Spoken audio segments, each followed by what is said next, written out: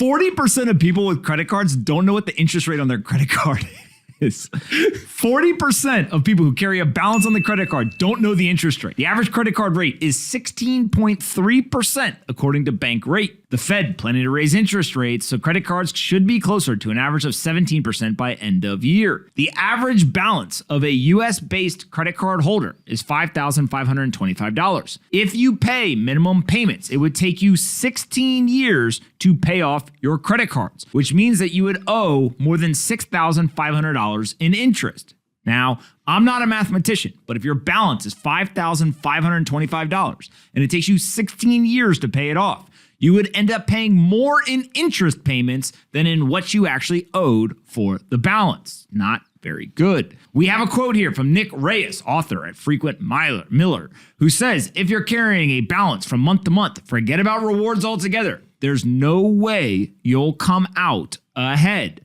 Don't carry a credit card balance.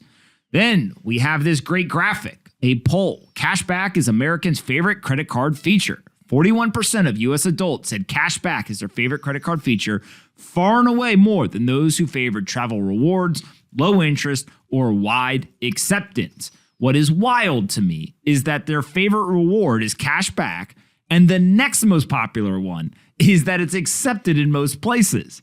Literally, people would rather have a card with high cash back than it being accepted in most places. And travel perks is only 4% of the reason why people actually get a credit card.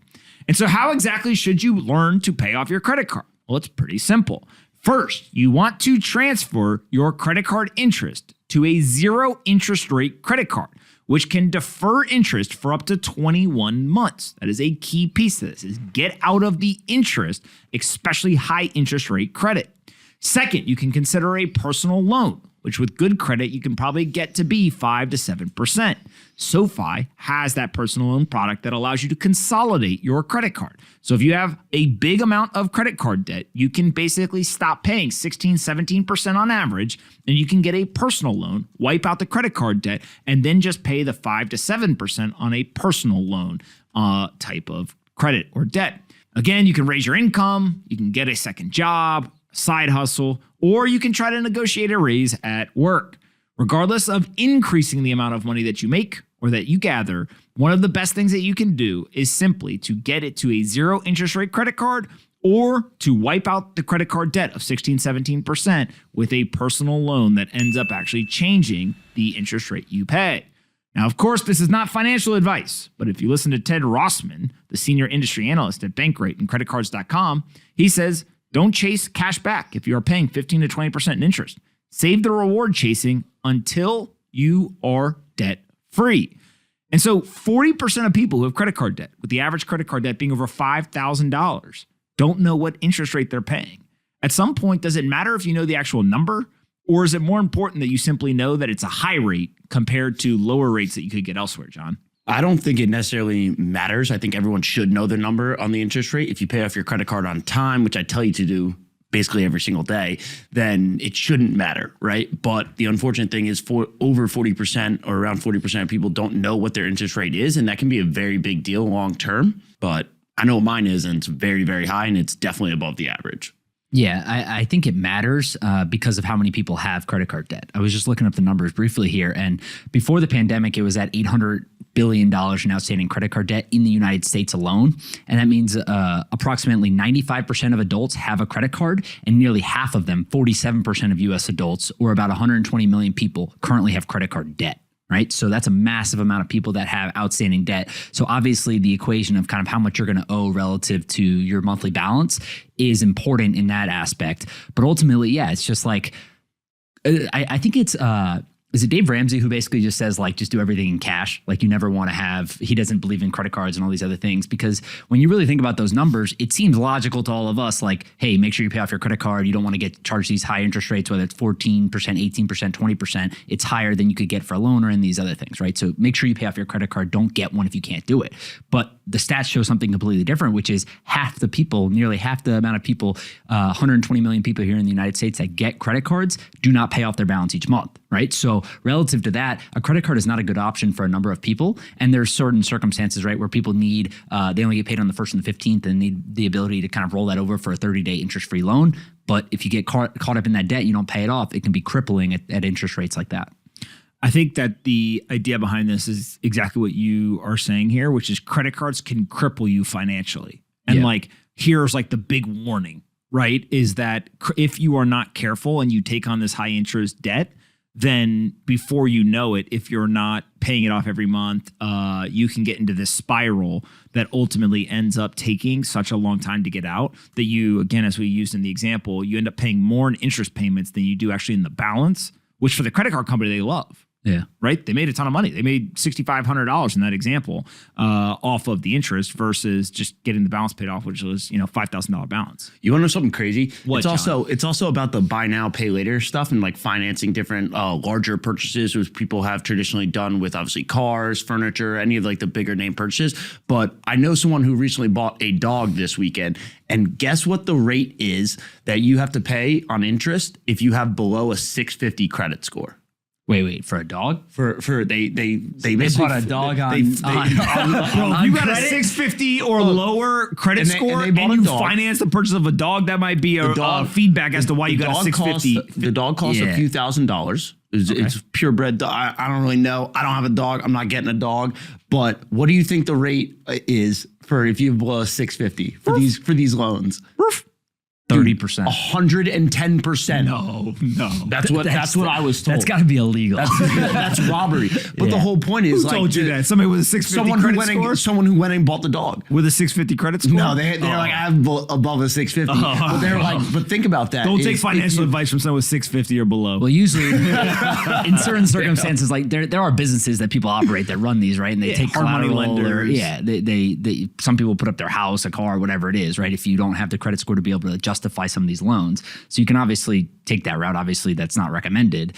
But ultimately, I think the distinction between good debt and bad debt is important also, right? Because the financial markets over the last decade have been dominated by really cheap debt, right? Everyone has been able to access capital. If you want to make investments, you want to do these things, you could take out a mortgage at a super low interest rate. You could buy investment properties. You could borrow money to invest and do all these things. So it has dominated. Good debt has been extremely helpful for a number of people. Bad debt is credit card debt where you're not able to pay it off monthly. You get hit with these fees and you get in this cycle where you're not able to break. So I think there's a distinction, like not all debt is bad. There's certain people out there that always just say, hey, no debt, don't take debt, don't do debt. And that's not the reality, right? If you use debt in the right way, it can be extremely helpful. You shouldn't pay cash for your house necessarily, right? If interest rates are super low and you can earn more money of that investing with that capital, then it makes sense to take out a 30-year mortgage or whatever it is and go invest that money on the side instead. So there's a distinction obviously between good debt and bad debt. And I think when it comes to credit cards, like everyone should be in agreement that not paying off your credit card every month and carrying a balance and getting hit with 16 to 22% annual interest rate is not a good strategy long-term for financial freedom. What do you guys think? Do most people prefer cash back? Do you guys use cash back or do you guys use points and then transfer the points to travel or cash or buy products with it? I personally like getting Bitcoin back, which is the equivalent of cash back, but I take it in a different currency. I don't take it in that fiat stuff. I take it in a decentralized, digital, transparent, programmatic monetary policy currency that I have a long-term belief is going to end up retaining its value at a higher rate than the debasement and devaluation of the fiat currency. I have a credit card that I'm not going to advertise for this company because they're shitty. Wait, you have a shitty credit card? But now They you're piss locked me in. off. I mean, no, it's like a legit credit card. Like, it'd be one everyone knows about, but it's not one I would go recommend to other people because they give out rewards. It's like travel rewards. So, you get like, you can get cash back for trips you take, for Ubers, for restaurants, for flights, for stuff like that. But ultimately, yeah, you're probably better off investing or earning rewards in an asset that can appreciate over time rather than depreciate.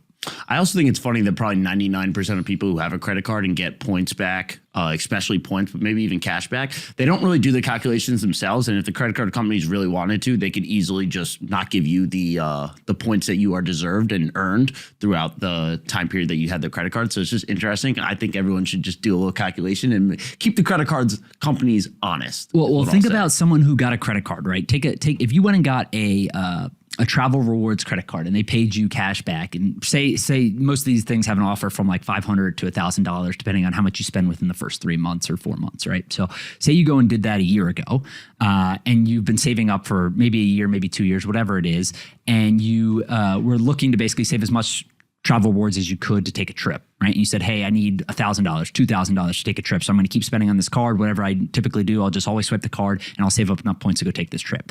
The value of those points has been severely deteriorated over the last year with inflation, right? Just on the basis of how much the flight's going to cost, how much the hotel's going to cost, how much all the food and all the goods that you're going to do on this trip and use on this trip cost in the long run. So when you start to think about how inflation plays into that role, you're much better off getting Bitcoin or something equivalent like that in return versus actual points to go use towards a vacation, because everything that you're going to do on that vacation and use for that vacation is going up in price while while hopefully the asset you're buying is an investment and also continues to appreciate. I think that the other piece of this is how inflationary the airline or travel miles, points, etc. are. If you think that the fiat currency is inflationary, it's like you can never have more than like a couple $1,000s worth of airline miles. I got a lot of airline miles. They're never worth more than a couple thousand. Yeah. Like it's just somehow it always just like it just hit like a bar and it just can't go higher, right? You're just stuck. And they're like, nah, you always gonna have like $2,500. Like, hey man, I got a lot of miles. I keep getting more miles, but somehow I don't get more dollar equivalent value.